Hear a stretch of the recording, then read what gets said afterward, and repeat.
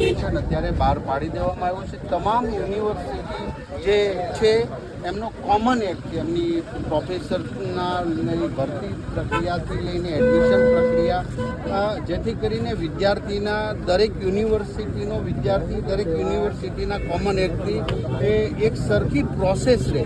આ હેતુથી common act એ university માટે પણ ખૂબ જરૂરી હતો કે જેથી કરીને સ્વતંત્ર નિર્ણય લઈ વિદ્યાર્થીના હિત માટે.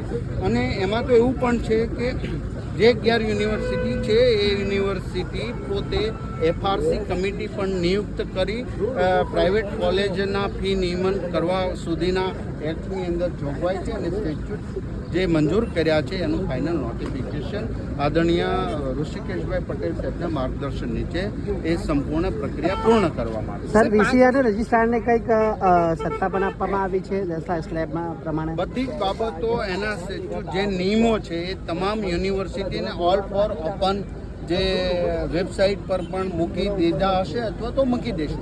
તમામ માટે એક સરખા નિર્ણયો અને નિયમો એ કરવામાં આવ્યા છે. સર, 5 વર્ષની